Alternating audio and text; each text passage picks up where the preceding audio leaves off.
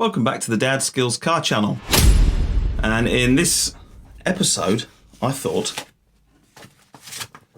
I would tell you about when I worked for Rover in Cowley. Well, I'll say worked, it was possibly 2 weeks work experience. But as Rover seem to be having a bit of a renaissance at the moment, they seem to be more popular, a bit of a cult following. People seem to love these old 90s cars, the R8s and things. I thought I'd tell you a bit about it. My experiences and just a few recollections of what happened at the time. So let's start at the beginning.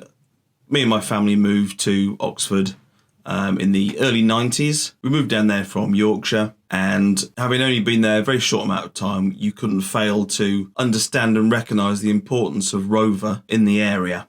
And you drive down the ring road and you see a great big Rover building one side that used to be the pressed steel facility, and on the other side were all the Morris garages, and you turn right down there, you end up down Cowley Road area. And when we moved to Oxford, all that stuff was still there. All that's left there now is what used to be the former pressed steel site, which is now the BMW Mini site. And on the right hand side where all the Morris garages were, at one point that was the biggest demolition site in Europe. It was massive, and I remember driving down there and seeing it. This was before you get to the bottom of the road there, and now there's a flyover which they built when we were there, but that wasn't there at the time. But I remember driving down the road and you look across and you could just see apex roof after apex roof of those old buildings. And at that time there was a great big sort of, I don't know, it would be used for car bodies, I think, going across the road. And I'll put a picture up now, but now that is just sort of chopped off on the actual mini plant side. Now that's just chopped off. So some years before we moved to Oxford, there'd been something like 1,800 redundancies made on that site. I think it was the drop in sales of the 800. And Cowley had always had quite a good name for quality. So the 800 was built there. And then when I went to work there for my 2 weeks, I think it was the 600 being built there.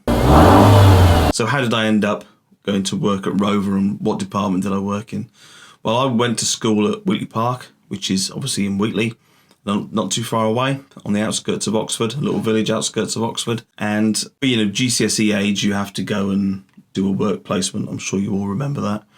So I not only went once, I actually went twice. So the first time, I was actually meant to go for a week's work experience with Fox FM, which was a local radio station further on, back the way, up the road, on another industrial estate.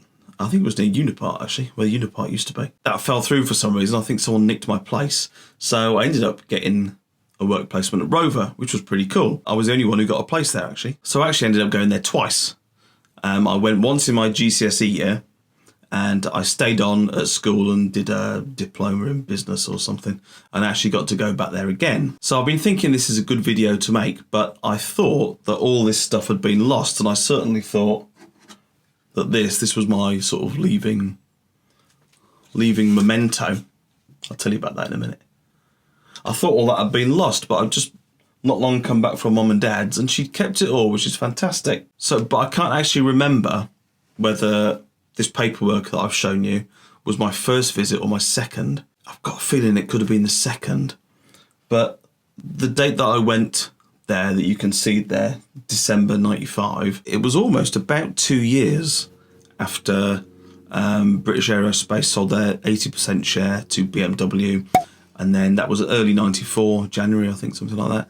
And then a month later, Honda sold their share as well. And when I went there, they said to me that they operate a just-in-time policy, which I'm sure they still do, because you don't want loads of stuff hanging around, especially if it's not selling very well. So I think that Honda pulling out caused issues with the supply chain. So I rock up on my first day, and so Mum drops me the opposite side of the road, because you can't actually get into the Rover plant that side of the road, because if you look at the picture, the railings are tight up against the actual plant itself, and there's just a little roadway, an internal roadway down the side that you can get down.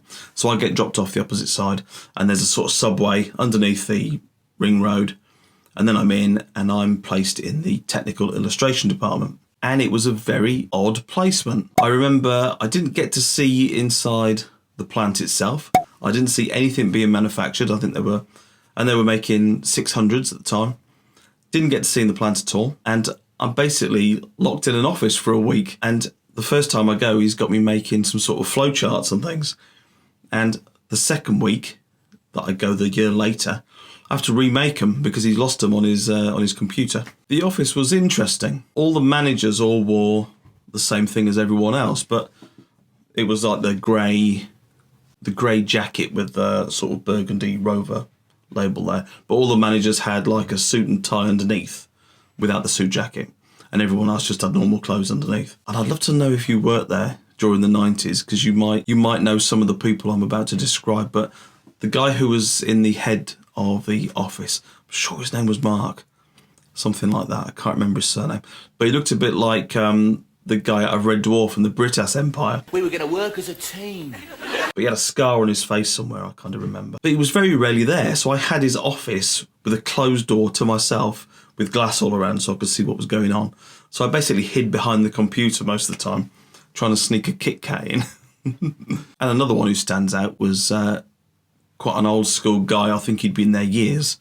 He was quite loud in the office. He was certainly a bit of a character.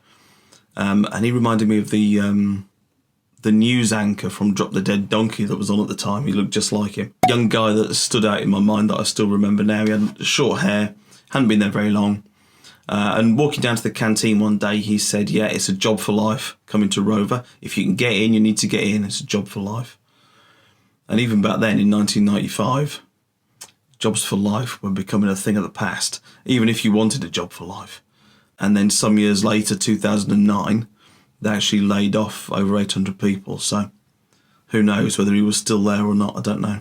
So other general recollections were there seemed to be quite a good camaraderie between management and the people that worked there. They all seemed to get on well, although obviously I wasn't there long enough to get to see the internal politics of things, but everyone seemed okay with each other. And the other thing was there was quite some excitement about, I think BMW were going to build a brand new paint shop down the bottom end, sort of the Blackbird Leys end. I think looking back, you could sort of see where it was going. But at the time it was to paint Rovers and things, but if you were somewhat of a conspiracy theorist, BMW got out when their 5 years were up, that they had to stick it out for 5 years, and they got out straight after. So a conspiracy theorist might say that that was always their plan, which it probably was. And my final recollection is, and it's disappointing that I can't find it anywhere, is you get a report on what you've been like from your manager, and it gets sent back to school and it goes in your report. I'm sure I've got it somewhere. But in the end of it, it said, can we get him in at some point? And my heart was in a different place at that point. I was destined to go into sort of agriculture at that point. But I often wonder what it would have been like. Would I still have been in work at Rover at that point? And they kept telling you that there's good offers on the cars and things. There were loads of 200s and 600s about. So that would have been interesting to find out what life would have been like at Rover. And so as well as the report at the end to say how well you'd done or bad or whatever, they also gave me this as a little memento, but sadly the little second hand fell off, and I thought it was broken and I thought it got thrown out, but Mum kept it, which is fantastic. So I could actually get a new mechanism on the back there. But more interestingly than that, I wonder what's on this disc, because it's got like test book on it. I wonder if there's anything on there. But you see, computers now, no one's got a disc on them, have they? So I've got nowhere to play it and test it. But that would be fascinating to know if you know what that is. Because I don't think that's just a generic disc. Because if it was, why would you have all the writing on it? Why wouldn't you just have the car and like a big Rover Group logo on there? So that'd be interesting if anyone knows what's on that. And also on the back of it, it's got where it was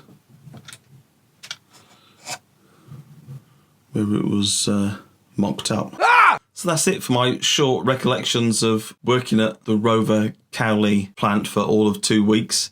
It was interesting, and I thought I'd share it with you. And if you're new to the channel and you've made it this far, thanks for watching. Let me know what you think in the comments below, especially if you work there. That'd be fascinating to know.